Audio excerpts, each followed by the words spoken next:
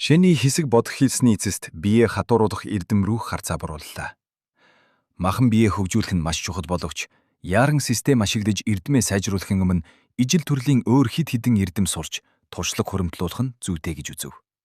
Ингүүл дараа нь системээр сайжруулахад зарцуулах чөтгөрийн насыг ихээр хэмэх боломжтой шүү дээ. Чөтгөр дарах хэлтэст иймэрхүү төвшний эрдэмүүд хангалттай байгаа тул хідэн гавьяа байгуулад л аваад байж болно. Дотоод хүчний эрдэмүүд дотроо холбох цэгийнхээ тоогоор дээд, дунд, доод гэж хуваагддаг шиг бусад эрдэмүүдэд ч гэсэн тийм зэндаа байх ёстой. Судас таслах луугийн барилт болно. Дөрвөн ивийн жинхэнэ хий зэрэг нь ерөнхий командлагчийн эрдэмүүд тул хаш шингэн төгшний эрдэмүүд дундаа хамгийн дээд зэрэглэлийнх нь байлаа. Эдгээрээс илүү өндөр буюу алтан цөм төгшний эрдмийг Шэний одоогийн байдлаар олж авах ямар ч боломжгүй байв. Шэний Ли Мужингийн тусламжаас татгардсан нь нэг талаар төвөгшөөсөн, нөгөө талаар амь насаа танихгүй баян айлын гарт өгөхийг хүсээгүй хэрэг байлаа. Тэд одоо хичнээн сайхан ярьж, бүх зүйлээр хангана гэж байгаач, яг цагаа тулахад тэр гэр бүлд асуудал гарвал Шэний амиараа дэнчин тавьж тэднийг хамгаалах шаардлага гарна. Гэр бүл Байюн хотын жижиг яам шиг биш. Өөрсдийн хамгаалагчдыг хянах маш нарийн аргатай байж таараа. Адилхан л амиараа дэнчин тавьж байгаагаас хойш чөтгөр дарах хэлтэст зүтгэсэн нь Шэнийд хамаагүй амар байв. Энд зөвхөн чөтгөр устгаж гавьяа байгуулж л байвал бүх зүйлийг өөрийн хүчээр шударгаар олж авах боломжтой. Хоёр дахь шалтгаан нь Шэнийд хэрэгтэй зүйлийг гэр бүл өгч чадахгүй өглөөж харамлах болно. Шэний олон эрдмийг хослуулан судалж, системээр дамжуулан улам хүчрхэг, аймаар эрдэм бүтээхийг зарж байгаа. Харин олон эрдэм цуглуулах тал дээр чөтгөр дарах хэлтсээс өөр өглөгч газар хаан байх үлээ. Чинжоогийн хамгийн том бүлэглэл байсан насны тог руу сүйдэхэд тэдний нууц юм болох суц нээгч эм хүн бүрийн хэрэгэлдэг эм болонхоо ирсэн. Юушин дүүргийн 3 том бүлэглэлийг устгахад тэдний нууц эрдэмүүд ч бас нэрээ саяад хилцэн номын санд орсон шүү дээ. Өөрөөр хэлбэл алтан цэм төвшний эрдэмэл биш бол жирийн эрдэмүүд Шэнийд нэг их санин биш болжээ. Харин алтан цэм төвшний эрдмийг гэр бүл түүнд зүгээр өгөх үү? Түүний төлөө ямар их төлөөс нэхэх бол? Тиймээс одоо зүгээр л чөтгөр дарах хэлтстэй чимээгүйхэн ажиллаж алтан цэм төвшний эрдэм авах давьяа цуглуулах хүртлээр чөтгөрт толгоогоо тастуурчихгүй амьд явах нь хамгийн чухал байв. Хэрв чөтгөрийн нас хангалттай цугларвал өнөөх чөтгөрийн эрдний талстаас арч эрдмээ сайжруулахад ашиглаж болно. Үлдсэн чөтгөрийн нас 891 жил. Ганцхан 100 жил дутуу бай. Шэний гинтхэн магчин жаныг саналаа. Тэр хотод ирэнгүүтэл хуучин амраг руугаа явна гэд салсан. Түүнээс хойш бараг хагас сар өнгөрч байхад тагчиг. Тэр нөхөр хайртай хүүхэнтэйгээ уулзаад дуусаагүй л байгаа юм байх та. Эсвэл артан очиртын сүмд баригдаад бурхны хөшөөний өмнө үдгүүлчихсэн болов? Химэн Шэний дотроо нэмсэглэв. Хэрв тэр байсан бол бие хатууруулах эрдмийн талаар их зүйл асуух байлаа. Шэний толгоос ихсэрч өрөөнөөс гараад хашаандаа зогсож хамгийн энгийн үүс сөрөгч нударгын дасгал хийнгээ өөрийнхөө шин хүчрхэг биедээ дасаж эхлэв. Хаш шингэн төгшний оргилд хүссэн хүчээр луугийн хүчийг бүрэн эзэмшихийн тулд 2-3 өдөр л хангалттай байлаа. Нар хөөрөх хүртэл бэлтгэл хийсэн ч тэр огт ядарсангүй. Харин ч бүр ирч хүчээр дүүрэн байв. Хаш шингэн төвшөнд хүрснээр түүнд нойр хоол хүртэл нэг их шаардлагатгаа больжээ. Тэр өчигдөр өмссөн цустай дүрмд хувцаа усаар угааж цэвэрлээд алхан дээрээ салхи аянгад нар хайлуулагч судрын энергийг төвлөрүүлж маш хурдан хатаалаа. Дараа нь хувцаа ивхэд гадаад хэргийн танхим руу буцааж өгөхөөр яв. Хашаанаас гарах замдаа нэг үүлэн хээтэй 2 ахмадтай таарав. Нэг нь Шэнийг таньж ахмадаа тушаал дэвшсэнд баяр хүргэе гэлээ. Нөгөөх нь ч бас атаархсан гэхээсээ илүүтэйгээр биширсэн харцаар харж байв. Чөтгөртэй тулалдаж гавьяа байгуулна гэдэг үхэх эрсдэлтэй зүйл бол атаархах зүйл биш шүү дээ. Та Ли даргын багт орсон гэсэн байхаа. Дараг хүнд шарахтай, эмнэлэгт хэвтэж байгаа болохоор таны аз юм да. Уучлаарай, би буруу утгаар хэлээгүй шүү. Химэн намхан биетэй ахмад яаран тайлбарлаж, бидэн шиг хүмүүст ингэж амрах хугацаа олддоггүй юм гэлээ. Амархаа? Шэний хувцаа барьсаар толгойд өгсөн ч дотроо гайхав. Тийм ээ. Лидерд эмнэлэгт байгаа болохоор түүний удирдлаггүйгээр танд даалгавар өгөхгүй. Бас өөр дарга нар Ли гэр бүлийн хүмүүсээс дур мэдэн хүм дууддаггүй юм. Тиймээс та хэсэгтэл амар тайван байх нь гэж нөгөөх нь тайлбарллаа. Энэ нь энгийн хүмүүсийн хувьд бол маш сайн хэрэгч. Чөтгөр алж нас цуглуулах гэж байсан Шэнийд бол харин ч урамгүй мэдээ байв. Яаж чөтгөрийн эрдмийн талц тавах юм бэ? Тэр хоёр ахмад холдсныхоо дараа өөр хоорондоо шивнэлцээр яваад өгөв. Дотоод багийн муу ногшнууд биднийг үхэх гэж байхад хизээж туслахгүй байж өөрсдөө даалгаварт явах болохоор биднэр бамбай хийх юм. Дуугүй байдаа. Хин чамайг Ли гэдэг овггүй жирийн нэг айлын хүүхэд бай гэсэн юм. Тэгэд бас саяны хүн шиг Хи гэр бүлийн анхаарлыг татахаар тийм мундаг чөтгөр агч чадахгүй юм чинь. Шэнигийн сонсгол маш сайжирсан тул тэдний яриаг тодхон сонслоо. Тэр юу ч хийгээгүй байхад хүмүүс аль хэдийнэ түүнийг Ли гэр бүлийн хүн гэд ойлгочихжээ. Гэхдээ Шэнийд энэ огт хамаагүй байв. Түүнд хангалттай хүч чадлал байвал хэний ч харьяанд орохгүйгээр энэ бүлэнгэртэй ертөнцид өөрийн гэсэн замаар алхаж чадна. Гадаад хэргийн танхим хувцаа өгөхдөө тэр номыг нь хэд хоног уншиж угаад буцааж өгье гэлээ. Шэний угаас олонний анхаарлыг татхаас сэргийлдэг байсан тул ганц шөнийн дотор хаш шингэн төвшний орбилд хүрчихсэн гэдгээ мэдэгдэхгүй тулд ийхүү номыг нь түр ахжүүлдэв. Дотоод багийн хоёр ажилтан ч үүнийг нь зөвшөөрлөө. Дараа нь Шэний чөтгөр дарах хилцийн хоолны газар руу явлаа. Хэдий нэгэн хэвийн модон ширээ сандалтайч хоол нь маш чанартай байлаа. Ууранд жигнэсэн загас, шарсан гахаан мах, халуун ногоотой мах, бас 3 төрлийн шин ногоо. Үйлчлэгч хүү түүнд нэг том сав дүүрэн цагаан будаа авчирч өгөв. Шэний баян айлын эр хүүхэд биш тул ийм амттай хоолыг маш хурдан бөгөөд амтархан идэж дуусгаад цадсандаа санаа алдсаар хашаа руугаа буцлаа. Гэтэл хашааны үүдэнд нэгэн аврах том, буржинлаг биетэй хүн хулгайч шиг нааш цааш сэмхэн харан зогсож байх нь тэр. Ашгүй нэг юм чамааг оллоо. Энэ хар хувцснууд, энэ хойгууд жирийн тулаанчдыг хүн гэж тоохгүй юм аа. Магчин Жаншэн ийгийн өрөөр тэврэн авч гүнзгий санаа алдаад ашгүй дээ, амьд мэнд байгаа чинь сайн хэрэг гэлээ. Энэ бүдүүн ер хамаг биеийн шавж авхаа болсон байх бөгөөд Шэн ийгийн цэвэрхэн шин дүрм туугцсан дээр хүрэхтэй олондоо шавхтай гарын хээ үлдээж байв. Шэн ий түүнийг хараад энэ нөхөр чухам ямархуу газарт очиж нууц амрагтайгаа уулзсан болоо гэж гайхан бодлоо. Өө, ийм хурдан тушаал дэвшээ юу? Магчин Жаншэн ийгийн ханцүү дээрх хоёр үүлэн хээг хараад нүдэн томорлоо. Шэний түүний цүндийс нь том гидсрүү хяламхийн. Харин чи төрөх гэж байгаа юм шиг харагдаж байна гэж тохуурхав.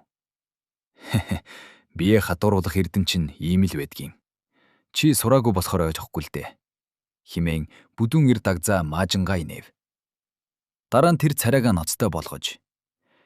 Чиний хэр чадалтайг би мэдэгч. Ойрд жоохон болгоомжтой байсан дээр шүү гэлээ. Шэний түүнийг өрөөндөө дагуулж орон хөрсөн буцалсан ус аягалж өгөөд юу болов вэ гэж асуув.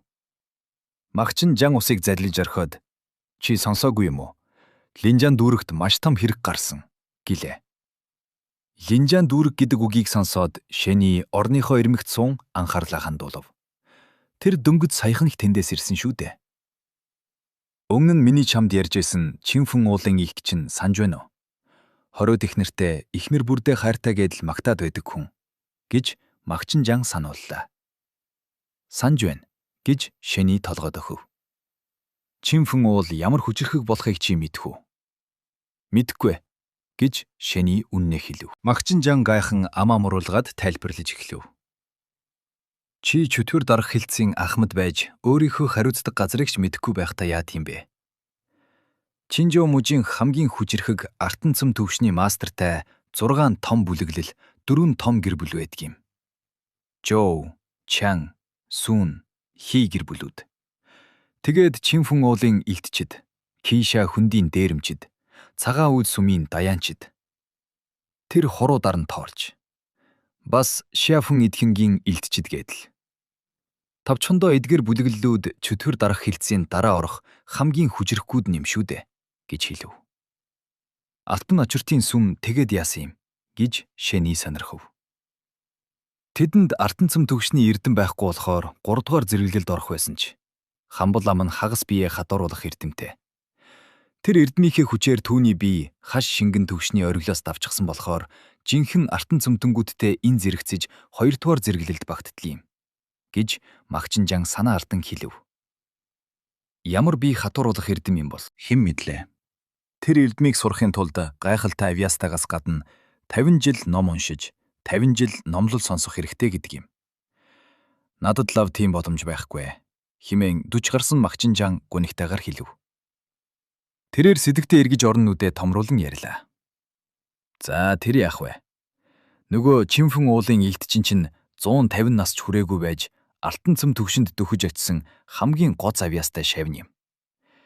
Хэдэн сарын өмнө тэр Линжиан дүүргээс түр явсан хойгуур нь жирэмсэн байсан нэг татвар юм нь яамны үүдэнд очиж олны нүдэн дээр түрхтөө. Нэг луу мангас төрүүлсэн байгаа юм да.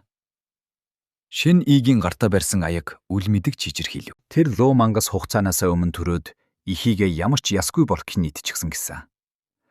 Хамгийн аимшигтай нь тэр илд чинь 100 гаруй жилийн турш ихнэрүүдээ чөтгөр тулгайлуулсан гэж ярьдаг байсан ч яг үнэндээ хичнээн тийм мангас төрүүж өсгснийг хинч мэдэхгүй. Яамны хүмүүс үүнийг мэдээд Чинфэн уулыг тэр чигтэн бүсэлж тэр илдчний олон 10 хүүхдүүдийг газар дээр нь цаазалсан. Харин Чинфэн уул бол том бүдэлдэл болохоор яамны хүмүүс ерөнхий командлагчийг эртэл хүлээж байгаа бололтой. Гэтэл сүүлийн үед уулан дээрээс тэр илдчнийг оргуулах гэж байна гэсэн цуу яриа гарсан. Чинжоу хотыг хамгааж үлдснээс бусад бүх дотоод багийнхнийг уул руу илгээсэн.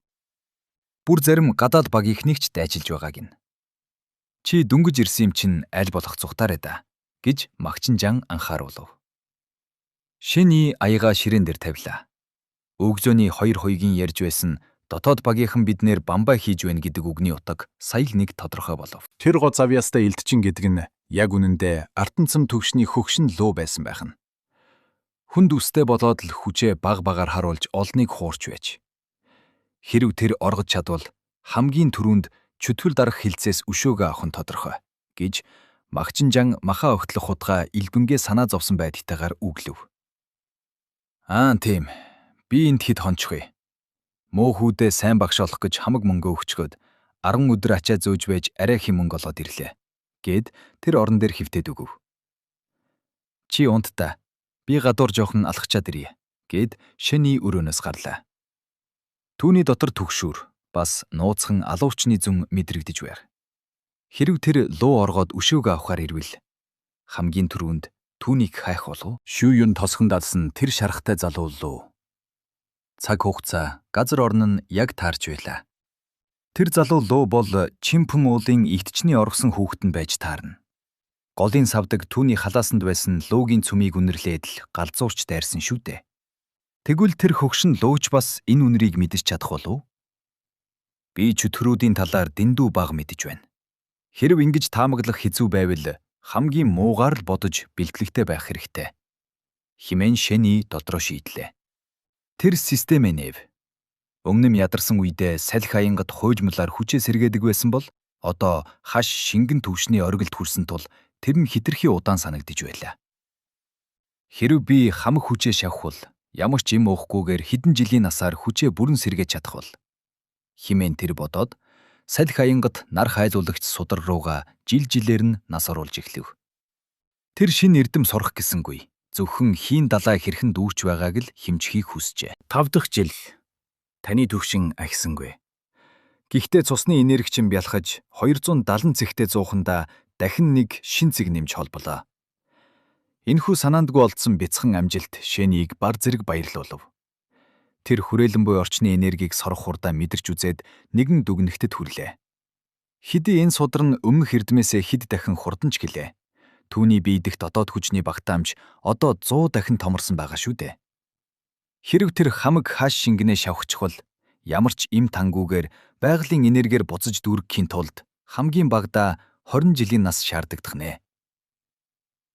Энэ л миний хамгийн том зэвсэг юм да хэмээн Шэний дотроо тайвширлаа. Хичнээн сайн им байсан ч шингээх гэж хугацаа шаардна.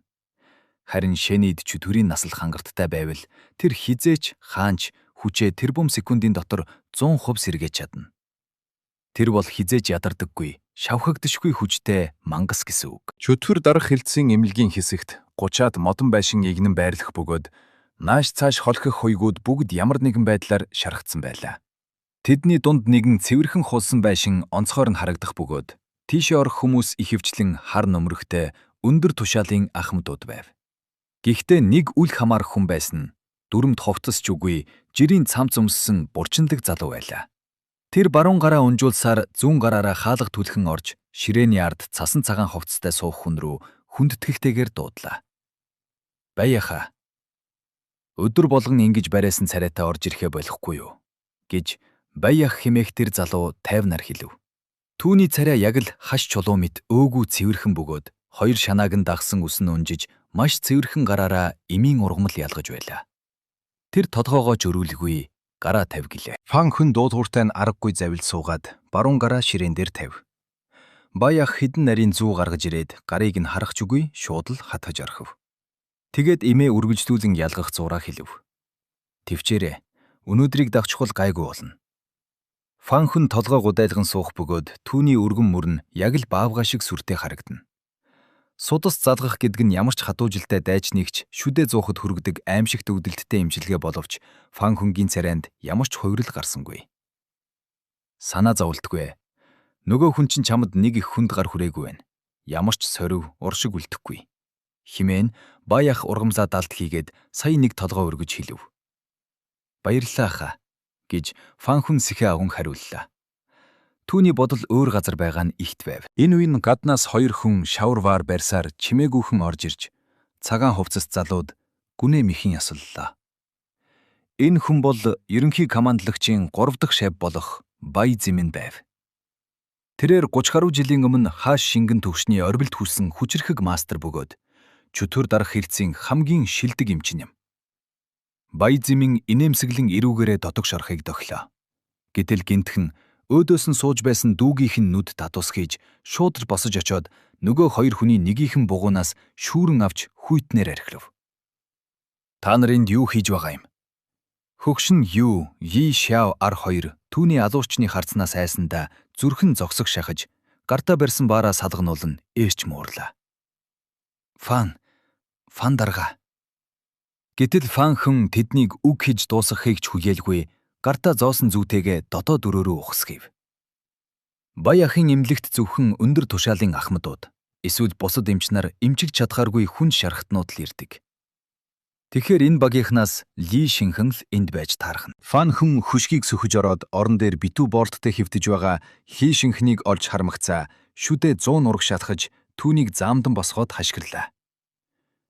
Тэр хүн хаан байна. Ли Шинхний арайхийн өнгө орж байсан царай буцаад цонхиж Фан хүн рүү хүүтнэг харан арай ядан дуугар. "Чи гарцуураа юу?" "Би чамаас асууж байна." Фан хүнгийн гар улам чангарч. "Тэр хүн хаан байна." Гэтэл гинт нэгэн мөнгөн зүү нисэж ирээд Фан хүнгийн артан цэг дээр яг тас зоогдлоо. Тэрхэн зуурт түүний хамаг биеийн хүч суларч Ли Шинхнийг тавиад хойш ухран хан наллаа. Бай Зимийн зүүний хайрцгаа дард хингээ хөгшин Ю нарыг гарахыг дохиод Фан хүн рүү тайвнаар харан хэлв. "Нааш ирээд тайван яар. Чи хэнийг хайгаад байгаа юм бэ?" Фан хүн очиж суугаад барайсан царайгаар хариулв. "Шин ийг. Түүнд ямар нэг юм тохиордсон байх вэ гэж айж байна." "Шин ий гэж хийм." Фан хүн санаа алдаад хийм байвэгээс эхлээд шин ий командлагчийн хашаанаас явх хүртэл бүх зүйлийг нэгд нэгэнгүй ярьж өгөв. "Тэгэхэр чиний гар түүнд цохиулаад хугарсан байх нэ?" хэмээн Бай Зимэн инээмсэглэлээ. "Би хитрхи хайхамжгүй хандсан юм" гэж Фан хүн нүдэ анин хариулв. "Чи угаасаа түүнд дургүй байсан юм чинь. Явбал явна л эз. Юунд нь тэгж их санаа зовоод байгаа юм бэ?" Бай Зимэн нэг их тоосонгүй. Чинжүү шиг том мужид гоц авьяаснууд мундахгүй олон байдаг. Зарим хүмүүс төрөлхийн онцгой нүдтэй төрөөдөл судас таслах эрдмийг ганцхан өдрийн дотор суучсан тохиолдол ч бий. Yi нэгчийн санал болгосон хүнийг авч үлдэх хэсгийг багш л шийдэх ёстой. Би түүнд дургүй байх нь миний асуудалж. Би багшийн мөрдөр орж шийдвэр гаргах хэрэггүй шүү дээ гэж Фан хүн баруун гараа хөдлөхийг хичээн хэллээ. "Чи тэр өдөр түүнийг тогтоон барьж чадаагүй л бол багш ч гэсэн түүнийг авахгүй" гэж Баязмын тайвнаар инээмсэглэв. Чөтгөр дарах хэлтэс гэдэг нэртэй боловч заримдаа хитрхи дураараа авирлагч тулаанчдыг ч гэсэн чөтгөр хэмээн нэрийдээд устгадаг. Чөтгөр дарах хэлтэс шилдэг эрдэм энэ тангаар тулаанчдыг дарлан дуудаж тэднийг хооронд нь болон чөтгөрүүдтэй тулалдуулан хүчийг нь сулруулж тэнцвэрт байдлыг хадгалах зорилготой байдгийм. Хэрэг тулаанчид хэд их хэрэгчдөөтэй борчхол тэд чөтгөрөөс ч дор зүйлс хийж чадна шүү дээ. Нарсны тав руу бүлэглэл бол үүний хамгийн тод жишээ юм. Тиймээс ерөнхий командлагчийн 5 шавийн хинэнч баян айл том бүлэглэлээс гаралтай биш. Хамгийн баян нь торг зардаг худалдаачны хүүхэд. Тэдэнд арын хаалга байхгүй учраас зөвхөн төрдөө үнэнчээр зүтгэж үхэгсэхээ үзэн тулалддаг. Энийх багшийн шав сонгох хамгийн гол шалгуур байсан юм. Гоо завьяастай байх нь дараагийн асуудал. Яагад гэвэл үнэхээр л усан тэнэг биш бол хангалттай их энэ тан өгөөд хэнийг ч хүчрэхэг болгож болно шүү дээ. Ямар ч байсан би энэ шийдвэрийг гаргаж болохгүй. Бас л нэгч түүнийг үлдээх гэсэн нь зөвхөн шав болох гэсэн хэрэг бишээ. Байн хотод том асуудал гарсан. Тэр дураараа гадуур явж болохгүй хүн. Фанхүн босож гардах зүгээ суглан аваад мэхийн ёсорч хэлв. Би бүдүүлэг хүн болохоор яахаа сайн мэдэхгүй байна. Ахта надад зааж өгөөч. Хүнтэй хүн шиг л харьц гэж Байзмын хэлв. Фанхүн гайхан арай дэлгэрэнгүй хийлж өгч болох уу гэлээ. Байзмын санаа алдаад хатуухан сануулв. Бэлэг бариад оч. Толгоогоо бүхийлвэж уучлалтгүй. Тэгээд дахиж миний эмийн ургамалд битгий гар хүрээрээ. Чи ахмад биш учраас эмийн төлбөр их гарвал миний цалингаас хасдаг юм шүү. Ойлголоо. Сургаад айрцсанд баярлалаа хаа. Фанхүн ямар нэгэн зүйл ойлгосон мэт толгой дахин гараад гадаа хүлээж байсан 2 хуйгаас эргэлзэнгүүгээр хэлв. Уучлаарай. За юу болов? Хөгшин юу сандран босов. Шин ий хаан байгаа вэ? Гэж Фанхүн хөмсгөө зангидан ингэж ээлдэг харьцахтаа дасаагүй байдагтай асуув. Тэр тэнд гэж хөгшин юу заах гэтэл Йишя ар түүнийг яаран татлаа. Эн чин хуурамч ээлдэг зан гаргасан галзуу нохоо шүү дээ. Өмнө нь Ли даргыг золтой л арчхаагүй үстэ. Химэн тэр дотроо харааж байв. Фанхүн тэр хоёрыг хилэм хийгээд цааш алхлаа. Нэг цагийн дараа Бурчиндаг залуу шин ийгийн байрлах хашаанд орж ирээд цор ганц хаалттай байгаа өрөөний гадаа зогслоо. Тэр хэсэг бодол хийсний эцэст хаалга тогшив. Хаалга тогших чимээ гарав. Хаалгыг түүнээс жүндэр аврах том бүдүүн ир нээлээ. Магчинжан нойрмог нүдээ нухлан өмнөө зогсох зүүн гартаа жүрж баруун гартаа хатаасан мах барьсан залууг гайхан хараад асуулаа. Хэн бэ чи? Энд дайрчлаад явж байгаа юм уу? Залуу ямар ч хувирлгүй царайтаагаар хариулв. Фанхүн гих нэрийг сонсоод Магчинжан хэсэгтэй л хөшиж орхилоо. Ухаан орсныхоо дараа түүний сахалтай бүдүүн царай айдсаар дүүрв. Энэ нэр бол Лим байвын нэгэн адил тулааны ертөнцид домог мэт яригддаг нэр шүү дээ. Нүцгэн гараараа чөтгөрүүдийг уул мэт овоолон хядаж, ерөнхий командлагчийн хамгийн сүүлийн шав болсон тэр аимшигт хүн.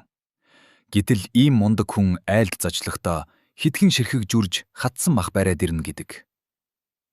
Магчинжан өөрийгөө мундаг гэж боддогч ийм том хүн өөрийг нь зорин ирнэ гэдэгт итгэсэнгүй сандран хэлв. Дарга, би энд зүгээр л төр байлдаж байгаа юм. Эзэн нь гадуур явсан. Хаашаа явсан юм? Гэж Фанхүн төвчээр алдан асуув. Тэр Магчинжан хашааны үүд рүү зааж. Тэр хоол авчирч байна гэлээ. Фанхүн эргэж хартал хар дүрмд хувцастай хар элд зүүсэн шин ий 2 гартаа хоолны сав барьсаар хашаанд орж ирж байлаа. Түүний биед ямар ч шарах сарв байхгүйгээс гадна ханцуу дээрх үүлэн хэн 2 борчгосон байв. Шин дарга хүн ирлээ шүү гэж Магчинжан яран хашгирлаа. Зочноо дайсан уу гэдгийг мэдэхгүй ч ядаж шин ид бэлтгэлтэй байх хугацаа өгөх хэрэгтэй шүү дээ. Хэрв зодон гарвал өнөөдөр өөрөө энд лав өөхөх байх та гэж тэр дотроо имэн. Шэний үүнийг аль хэдийн анзаарсан ч Фанхүн гартаа бэлэгтэй ирнэ гэж огт бодоогүй тул дайхсан байв. Тэр тайвнаар асхан өрөөндөө орж ирээд тавчхан асуулаа. Ямар хэрэгээр? Тэр өмнө нь бүх зүйлийг ойлгомжтой хэлсэн гэж бодсон. Тэдний дунд ямар ч өр, бас ямар ч өшөө хорсол байхгүй шүү дээ. Магчинжан хажууд нь зогсохдоо дотроо санаа зовж байв. Шэний байв нь хотод байхдаа л хэнийг ч тоодоггүй. Бүх зүйлд тоомжиргүй ханддаг байсан. Гэтэл Чинжав шиг том хотод ирчгээд бүр ерөнхий командлагчийн шавьтай ингэж хүүтэн хөндий харьцаж болдг юм уу? Хэрв энэ хүнтэй дотносож чадвал өнөөх Линжан дүүргийн Луу мангасын асуудаг чинь ганц үгээр л шийдэгдэн шүү дээ. Фан Хүн гүнзгий амьсгааван гартаа байсан билгээ Магчин Жанд сандчин атгуулад Шэний рүү хүндэтгэлтэйгэр михийн хэлэв. Би сургалж мэдлээ. Чамайг Ли шинхэн л Бэйюн хотоос авчирсан юм байна. Чинжогийн байдлыг сайн мэдэхгүй байхад чинь тэр чамайг ятгаж төөрөгдүүлсэн нь чиний буруу биш ээ. Миний л буруу байлаа. Шэний гайхан "Айн?" гэж асуув. Юу яриад байгааг нь огт ойлгосонгүй. Фан Хүн дахин бүхий хэлэв. Өнөөдөр би 2 зорилготой ирлээ. Нэгдүгээрт, үл ойлголцлоо арилгаж өмнөх бүдүүлэг зан гаргасандаа чин сэтгэлээсээ уучлагдахгүй гэсэн юм. Магчин Жан үүнийг сонсоод аман ангаж, амьсгалахаач мартчихв. Уучлалт гинэ. Гэвч Фан Хүн буцаж цих зогсоод гараа чангатхан гүнзгий амьсгаа гаргахдаа нүдэнд нь тололдох хүсэл буцалж эхлэв. Баяахын хэлсэн даалгавар дууслаа.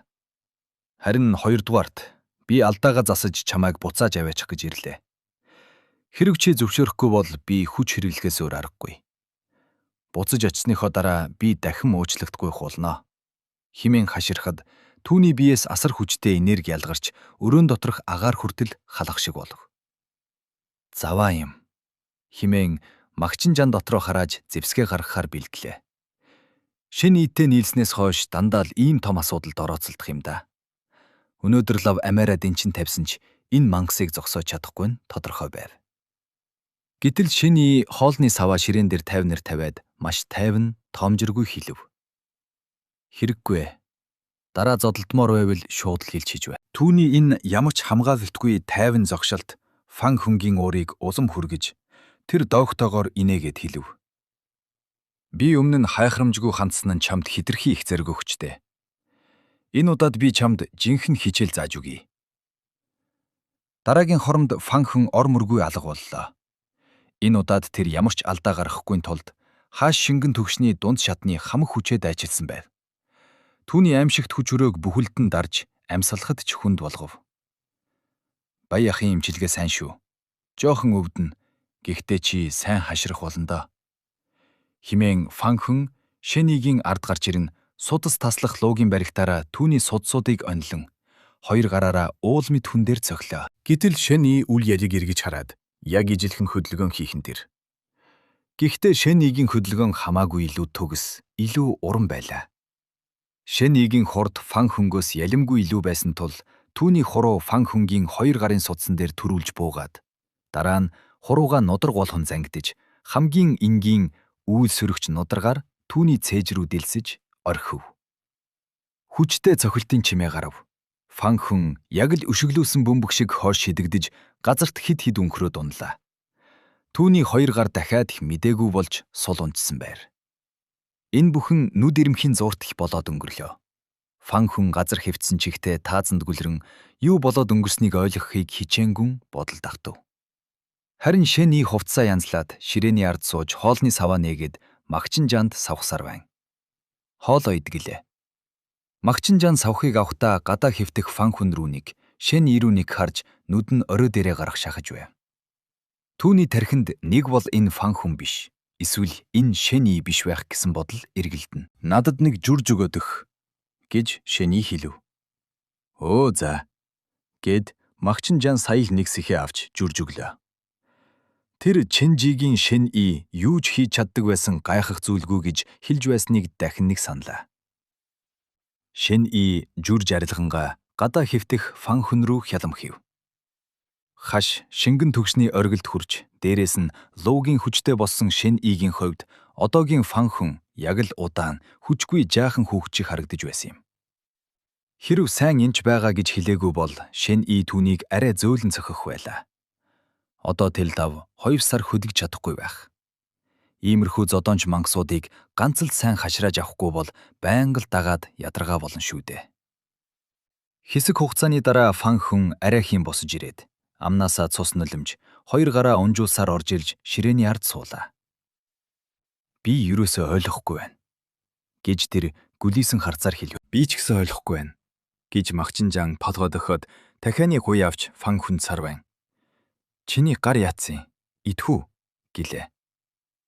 Фан Хүн амаа ангааж дахианы гуйг хазаж аваад маш хүчтэй зажилж эхлэв. Шэний будаага 50 нийдэнгээ. Имлэг явахгүй юм уу гэж асуулаа. Өнөөдөр очиж болохгүй. Баян ахынхаа хатуу сануулыг сансан Фан Хүн босож хажуугийн өрөө рүү яв.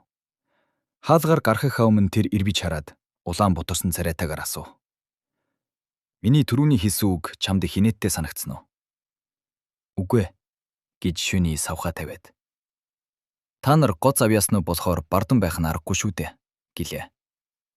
Тэгэд чи гоц авьяастан биш хэрэггүй. Яагаад чамд ямар ч бардам зам байдаггүй юм бэ? Фан Хүн гайхан асуулаа. Мэдээж би биш шүү дээ хэмээн шүний үннээ хэлж сүнлээ. Ямар гоц авьяастан чөтгөр дарах элдний эрдмийг 30 жил сурах үлээдэ. Фан Хүн үүнийг сонсоод маш удаан чимээгүй зогссны эцэст түүний нүдэнд гүн хүндэтгэл төрлөө. Тэрээр шэнийг жинхэнэ гоц авьяастан хүн хизээж өөрийгөө дөвийлэгдэггүй баруухан байдгийн байна хэмээн буруугаар ойлгожээ. Хэрв би 10 хэдэн жилийн өмнө төрсөн бол бас өөр багштай болоогүй байсан бол чамайг багшаа болгох байсан юм гэж Фан Хүн хүндэтгэлтэйгээр хэлээд хажуугийн өрөө рүү оров. Шэний гайхан хоцорч хэсэг бодсны эцэст саях нэг юм. Энэ нөхөр бас л буруугаар ойлгож ичтэй гэдгийг ухаарлаа. Биеэ хатууруулах эрдэмүүд хоорондоо ямар ялгаатай байдаг юм бэ? Химэн шэний хашаандаа хоолой шингэн алхах зураа асуув. Махчинжаан энэ талын мэдлэг сайтай тул гайхуулан ярьлаа.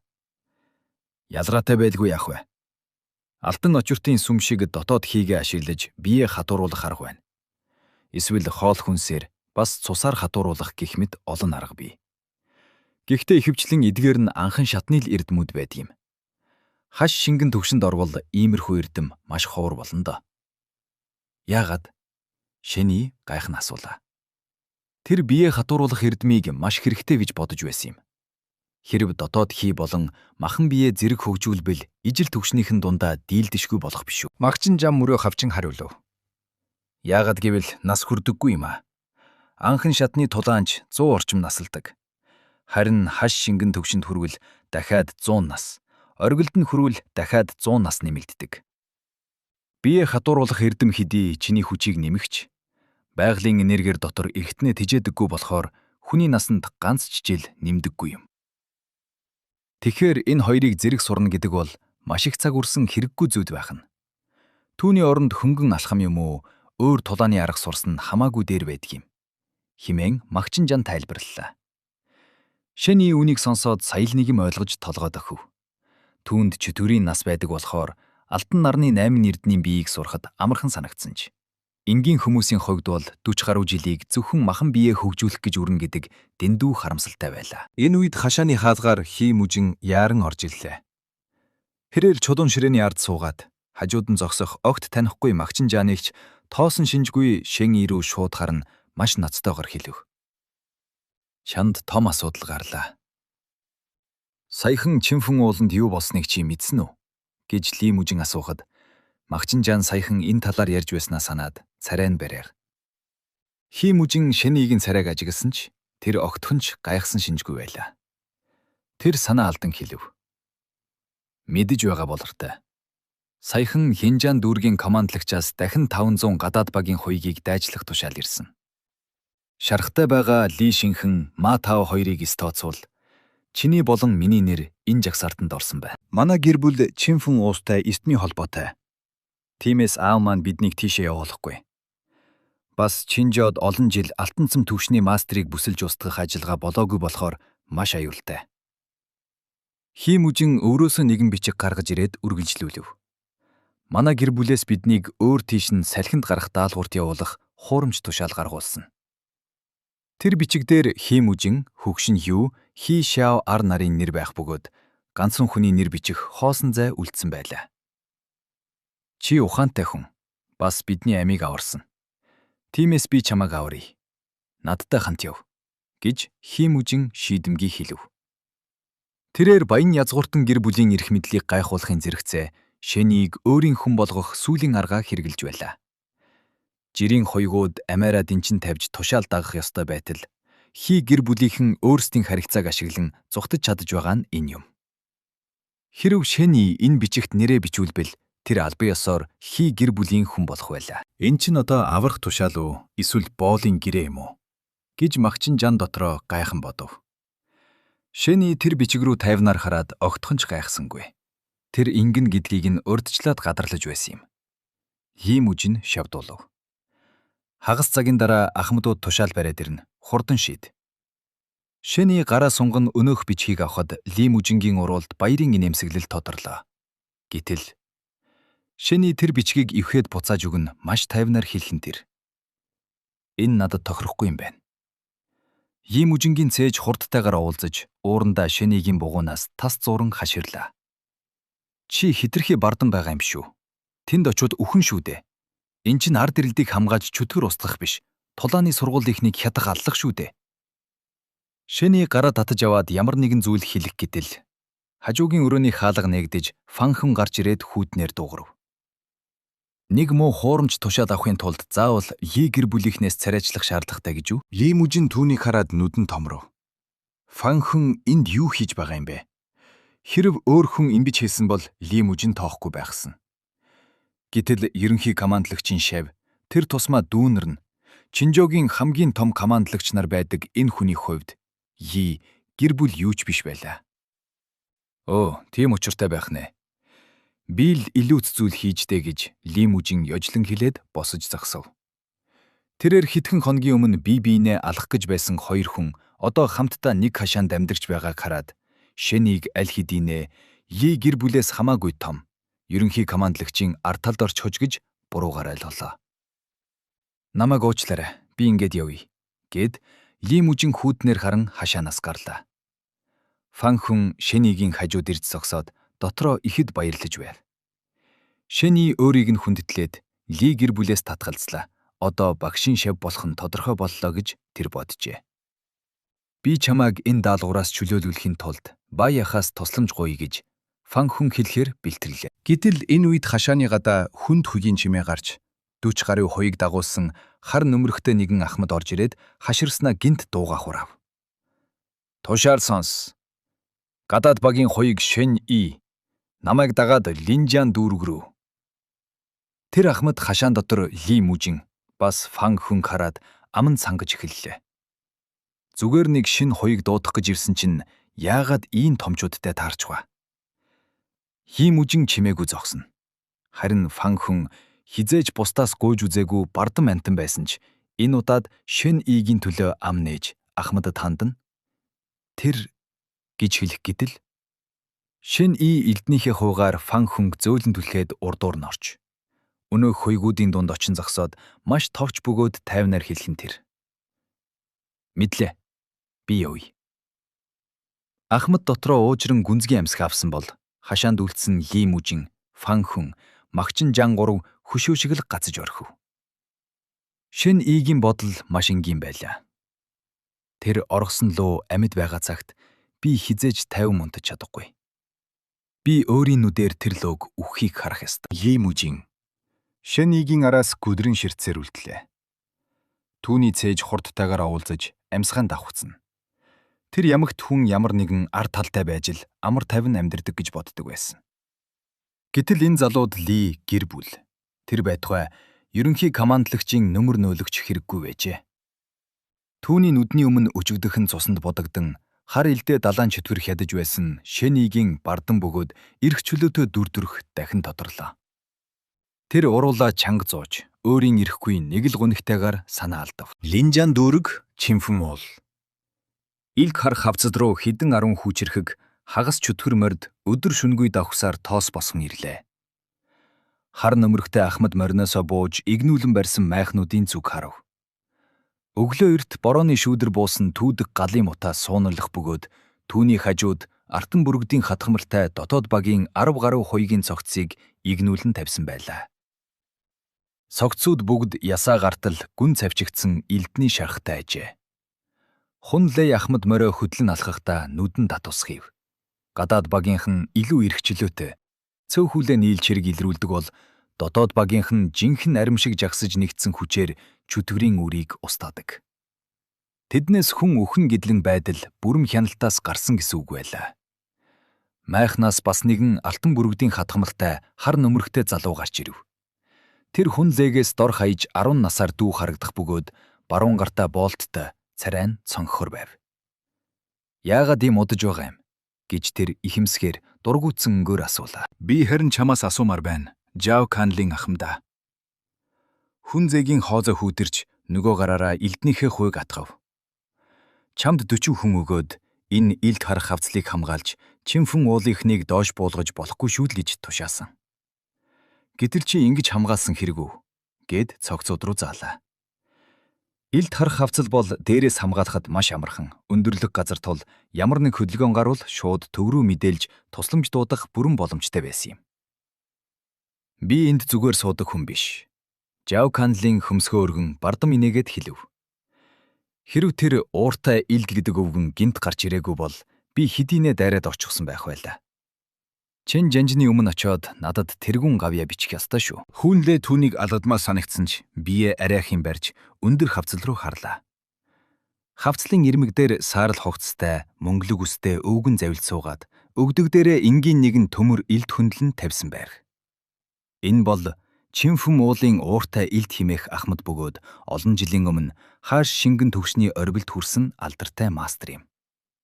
Хэдий нас нь 300 гарсан ч артан цэм төгшөнд орох гэж бүтлгүүтгэхээс айсандаа одоо хүртэл азаа тушаагүй нэг нажээ.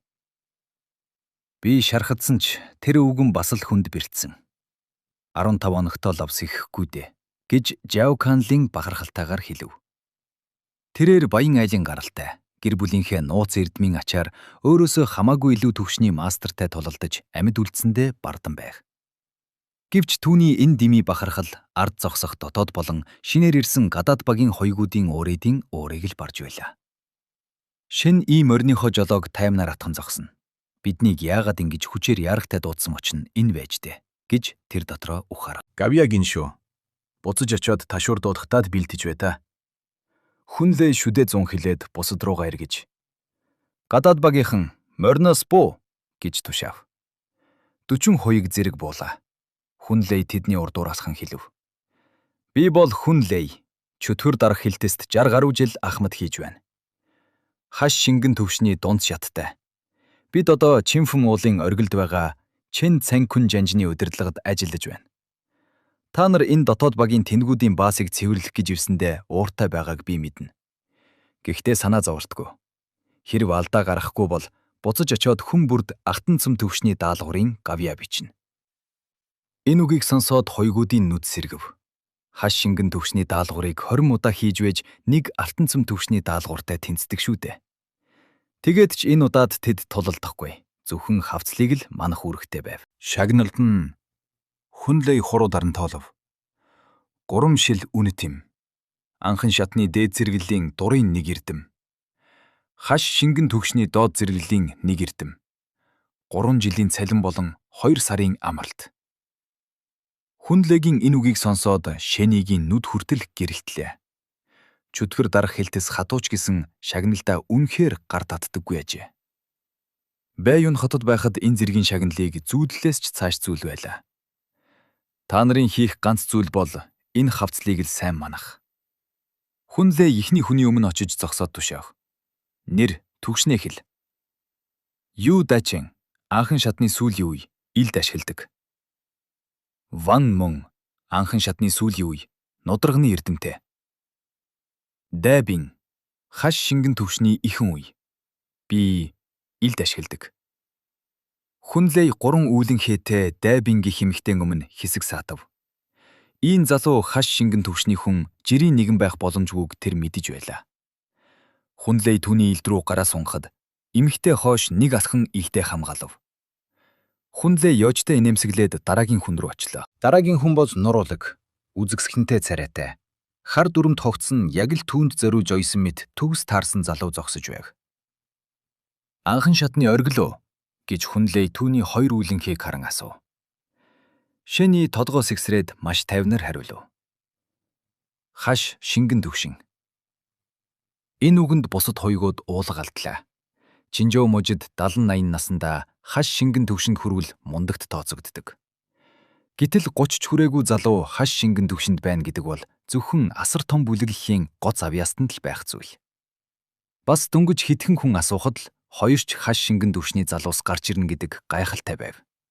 Хун Лэй хэсэг гайхснаа Шэнийг хаана харснаа саналаа.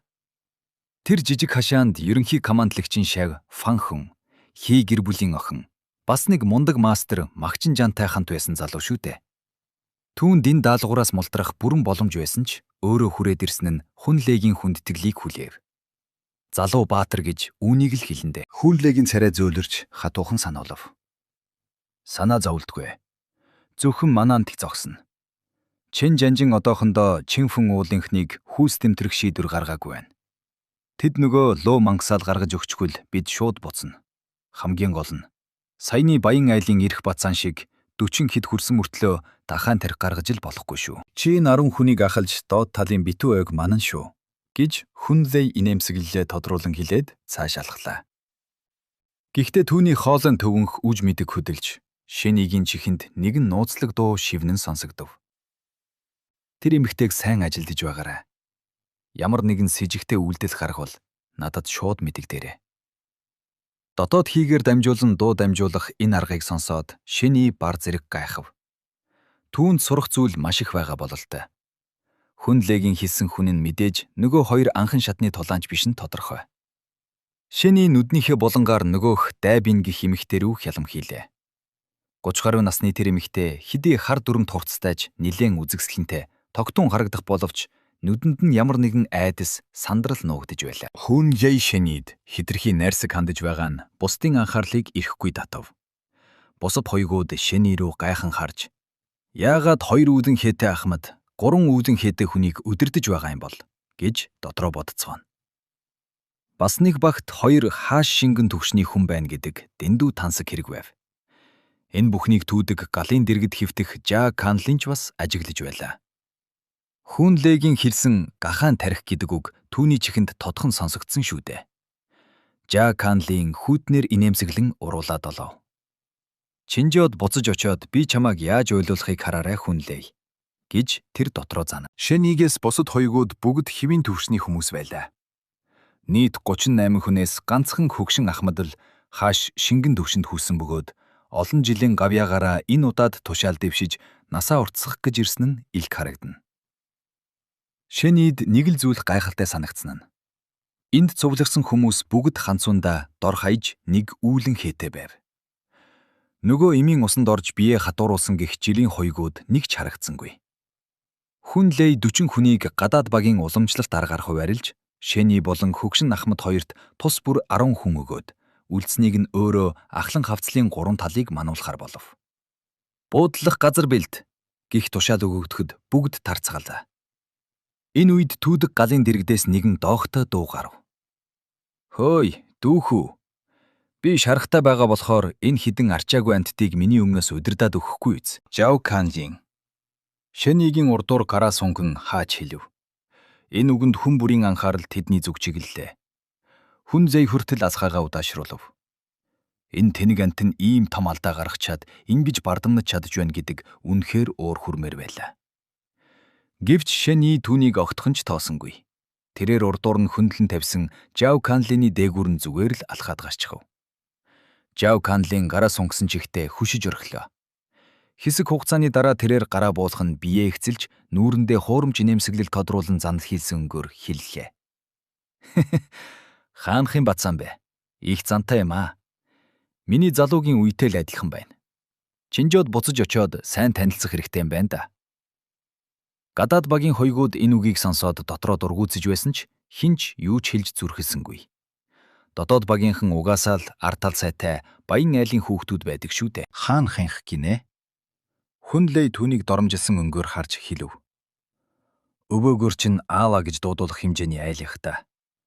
Тийм болохоор өөртөө гай бүүд. Хүн Лэй өөрөө ч Шэнийг Фан хүнтэй ямар холбоотойг нарийн мэдэхгүй ч энэ тэнэг бацааны бардам занг дарахын тулд зориуд ингэж хэлсэн юм. Хэрв энд л дарахгүй бол Чинжоод очоод бүрч диигдэхгүй болно шүү дээ. Жав Канлины нүүрний борчин тад ус хийв. Тэр хүн легийн үгэнд бүрэн итгэсэнгүй. Чинжоо мужид түүний өвөөгөөр аав гэж дуудуулах хэмжээний хүчирхэг хүм 10-аас илүү гарахгүй бөгөөд тэдний дунд ийм доогуур тушаалын жирийн нэг хоёг байх ямар ч боломжгүй юм.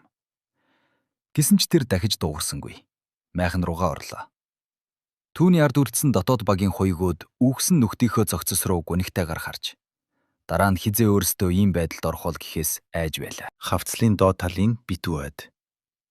Шинийг дагсан 10 хүм чимээгүйхэн алхна. Дайбингийн химэгтэйгээс бусд нь толгоогоо гудайдхан явна. Дөнгөж ирэнгүүтээ дотоод багийн ахмадыг огт тоохгүй. Хөндлөн гарч чадаж байгаа энэ хүнийг Жао Канлын барж дийлхэсхийг хинч мэдэхгүйч. Эдгээр жирийн хоёгууд зав түүнийг уурлуулж зүрхлэхгүй байлаа. Шин дарга, та энд амарч бай. Бид майхна хурдан бариадхай гэж Ван Мөн химээх ир нэгэн хавхаа чулуун дээрх чигийг арчиж өгөн бялдуучлаа. Хэрэггүй. Шэний толгоо сэгсрээд хэлв. Хамтдаа хийцгээ. Тэгвэл хурдан дуусна. Өө зүгээрээ бид дадчихсан юм гэж Ван Мөн ээлдгэр татгалзав. Гэвч Шэний ард нь яваа хоёгийн тэрсэн модыг авч хэлв. Би гадуур хэрээр явж чөтгөр ангуучилсан туршлага багтай. Тиймээс та нар надад зааж өгөөрэй. Энэ Ван Мөн гайхан инээмсэглэж. Энд ч заалгаад байх мундаг эрдэм биштэй. Зүгээр л хар бор ажил шүү дээ гэв. Тэрээр майхна барих зураа тайлбарлаж эхэллээ. Ууланд буудлахдаа усанд ойрхон салхины нүмер газар сонгох хэрэгтэй. Модоо ингэж зоовол илүү бат бөх болно. Та хараарай. Шэний түүнийг дуурайн майхан барьж байх. Хойгоор сууж байсан дайбин эмэгтэйч мөн босож тэдэнд туслалаа. Ван Мөн Шэнийд аажмаар дасаж дууга намсхан сануулв. Та тэр Жао Канлинтэй тэгж харьцах хэрэггүй байсан юм. Тэр бол маш залтай, өөдгүй амтэн. Дэмийл өөртөө гайдуудлаа да. Шэний хөмсгөө өргөлөө. Тэр Жао Канлинг доромжлох гэж огт бодоогүй. Зүгээр л гавьяаныхаа төлөө бусдыг зожиосолдог тийм хүний багт орж түүгэн болохыг хүссэнгүй. Хэрв сая зогсож үг солигдсон бол тэр захтай нөхөр ямар нэгэн аргаар өөрийг нь багтаа оруулчих байсан биз. Би хурдхан шиг гавья байгуулж ахмад бодох хэрэгтэй байна. Тэгвэл хамаагүй эрхчлөөтэй болох байх гэж Шэний дотроо бодлоо. Чөтгөр дарах хилтэст ороод сарч болоогүй байж хоёр ч том асуудалтай тулгарчээ. Голын савдаг, одоо Чинфэн уулын бүслэгт. Бусад хоёгууд хэдэн 10 жил ажиллаад ч ийм том хэрэгтэй таарах нь ховор байдаг. Аюултай ч гэсэн гавья байгуулах хурд нь үнэхээр аимшигтай байлаа. Хэрв энэ даалгавраас амьд буцвал тэр шууд 3 үүжинхээтэй буюу бусад хүмүүсийн насаараа зүтгээд хүрдэг орбилд 1 сарын дотор хүрэх нэ. Шэний бодол дагтан зогсохдоо нүднийхээ бусангаар нөгөө дайбин гих эмэгтэй рүү хялам хийв. Тэр эмэгтэй түүдэг галын дэргэд суугаад өөрийнхөө элдийг зөөлөн илбэж байлаа. Элдний бариулын дотор талд хэдэн зуун жил илэгдэж балахаа шахсан 2 үсэг сийлэстэй байхыг Шэний олж харлаа. Чинфэн шүн дунд түүдэг гал дүрлцэн асаж хоёгуудын царайг гэрхтүүлнэ. Зарим нь унтаж, зарим нь ээлжлэн манаанд гарч хавь ойрын өчүүхэнч чимээг алдалгүй чагнаж байх. Нэрээ зодон бодох болов химэн Ван Мөн химээх ир гал руу гараа ээн сандарсан өнгөөр асуув. Чинфэн уулын тэргүүн ганц шавьяасаа болоод Чэн Жанжинтай тэрсэлдэхгүй байлгүй дээ. Тэр чин зүгээр ч нэг шав биш. Дараагийн тэргүүн болох хүн шүү дээ гэж Лю Дачэн түүнийг засаж хэлээд үргэлжлүүлв. Чинфэн уулын сүүлийн 100 жилийн баатарлаг нэр хүндийн талыг нь тэр хүн ганцаараа л чөтгөр алж босгосон юм. Тийм мундаг баатар хүн яаж луу мангас байх юм бэ? Ван Мөн хэсэг бодол хэлснэ. Хэрэг үнэхээр луу мангас байсан бол хүмүүс тусалдаг сайн мангас гэсэн үг үстэй. Тэгэхэд Лю Дачэн түүнийг өшөглөөд авлаа. Чэн Жанжин чөтгөр устгах гэж байхад энд чөтгөр өмөөрөөд сууж байвал бослог гаргасан хэрэгээр цаазлагдана шүү дээ. Өөр нэг хоёг дөхөж ирээд таамагдав. Гэхдээ тэр мундаг баатрын эхнэрүүд дандаа л чөтгөрт хулгаад илддэг байсан бидтэй. Магадгүй түүний эзгүүд Янчин голын луу мангас ирж татвар эмийг нь хүчирхийлчихэд түүнийг доромжлох гэж хүүхдээ төрүүлүүлсэн юм болов? Ямар ч байсан тэр хүнээ барьж өгөөд чөтгөр дарах хилтэст очоод байцаарт өгөхөд л бүх зүйл тодорхой болно шүү дээ. Химэн Лю Дачэн санаа алдаад. Хэрв өгөхгүй гээд гүрийгээд байвал Чэн Жанжин уурлаж Чинфэн уулыг цусан уул болгож хуургах байх та гэлээ. Ван Мөн инээмсэглэн хэлв. Би энэ дэрхтээ үхтлээ айж байсан чинь харин ч амар юм байна. Хун ахмадын хийснээр бол Чинфүн уулын тэргүүн хэд хоногоос бууж өгөх байх. Тэгээд ч бидэнд хааш шингэн төвшний 2 ч мастер байш шүү дээ. Юунаас ч айх вүлээ. Гэд түүдгийн цаана чимээгүй зогсох Шэни рүү харлаа. Шэни тэдний яриаг сонсож байсан ч нүд нь битүү ойроо чирээсэн байр. Зодон босохгүй гэж юу? Тэгвэл тэр эмхтэй юунд ингэж сандраад байгаа юм бэ? Гэж тэр дотроо бодно. Хэрв Баатар элдчин бариад өгчхүүл чөтгөр дарах хэлтэс буцаж Чинфүн уул хуучин хിവэрэл үлдэн шүү дээ. Үнэхээр айх шалтгаан алга. Гэхдээ Шэни нэг зүйлийг маш сайн ойлгож байлаа. Хичнээн олон цуу яриа гарсан ч тэр Баатар элдчин өөрийнх нь татвар эми яамны үүдэнд луу мангас төрүүлчгээд дараа нь тэр мангастаа идүүлсэн гих аимшигт хэрэгт ямар ч тайлбар хийгээгүй. Тэр зүгээр л ууландаа нуугдаж Чинфүн уулаар Бамбайхийн чөтгөр дарах хэлтэстэй сүргэлдэж байв. Оо, нэрээ тийм. Бас нэг зүйл бий. Шэни цээжээ даран дотроо бодлоо. Түүний доторх луугийн цөмнөөс нэгэн үл мэдэгдэх, гэхдээ маш танил энерги Чинфүн уул руу татагдах мэт мэдрэгдэж байв. Элтчин Баатар луу мангас мөн эсэх нь хамаагүй. Ямар ч байсан Чинфүн уулан дээр яалтчгүй нэг луу мангас байгаа нь тодорхой байлаа. Би түүнийг мэдэрч байгаа юм чинь тэр мангас ч бас намайг мэдэрч байгаа болов. Хэрв мэдэрч байгаа бол тэр дөнгөж саяхан л хүүхдийг нь асан алуурчин шүү дээ. Ийм аимшигтай мэдээлэл олж авсандаа Шэни дотроо өөрийгөө магтаж байв. 3 өдөр нүд ирэмхийн зуурт өнгөрлөө. Хуйгууд ойгоос туулай, гургуул барьж идэхээс өөрөөр ямар ч хөдөлгөөн гарсангүй. Хавцлын орой дээрх ууртай илд өвгөн яг л үхсэн хүн шиг нэг ч хөдөлсөнгүй. Ван үн чулуун дээр шарсан дахианы махнаас Шэни дайбын 2-т эхэлж өглөө. Хаш шингэн төвшний энэ 2 мастер л тэдний амьд үлдэх баталгаа шүү дээ. Шэни ямар ч анхлагчгүй, цусан шүүрсэн түүхий шахан махыг зажиглаж байхдаа лим байвэг саналаа.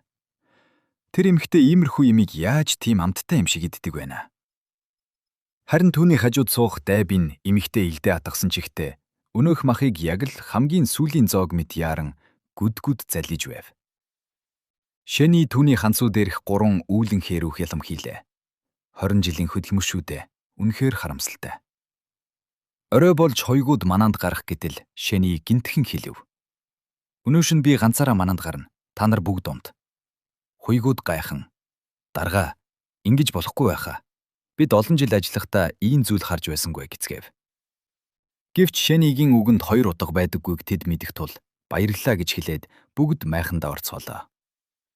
Дайбын нэмэгтэн илдээ атгах гарч ангарч галын гэрэл сүйдэгнэх Шэнигийн царайг ширтэв.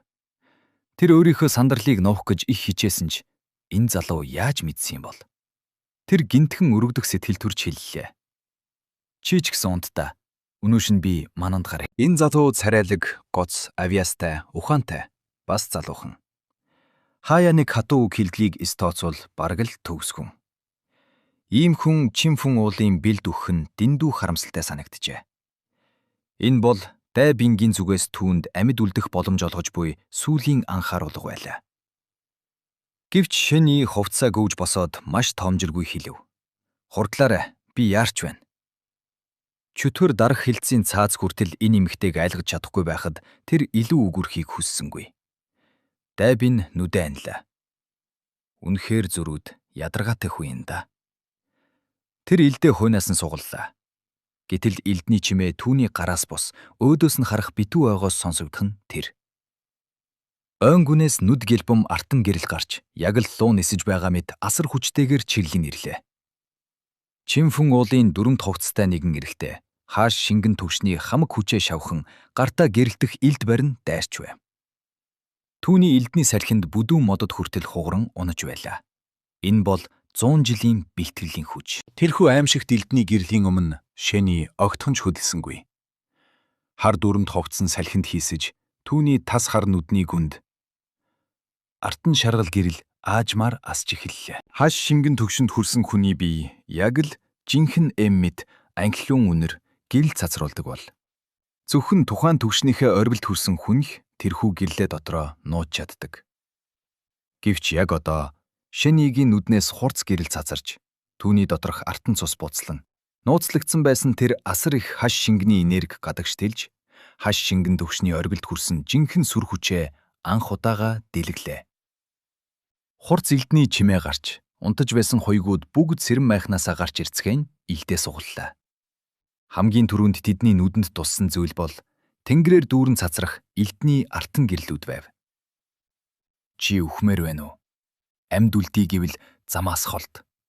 Химээн илгчин ирийн хоолой хадан халцлыг цуурай туулан хашгирч, түүний тоолж баршгүй олон элдний гэрэл шэнигийн ганцаардмал биеийг яг л мангасын савар мэт нөмрөн авлаа. Чимхэн уузынхан бослог гаргалаа. Ваммон хамаг чадлаараа ойрлж бусад руу мэдээ хүргэхийг хичээв. Гэхдээ тэр дотроо бар зэрэг тайвширч байлаа. Яагад гэвэл тэднийг ахаж байгаа хүн бол хаш шингэн төгшний мастер Шэн И. Бас Дайбин гэх эмэгтэй хүртэл хаш шингэн төгшнийг шүү дээ.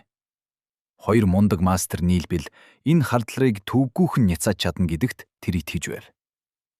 Тэрээр эргэж Дайбин руу хартал түүний зүрх нь амаараа гарах шахав. Дайбин илдээ сугалсан хэдий ч дайсан руу биш, харин Шэн И рүү чиглүүлэн зогсож байх нь тэр. Түүний гар нь чижирж байв. Энэ дүр зургийг харсан туршлагатай хуйгууд юу болоод байгааг шууд л ойлголоо.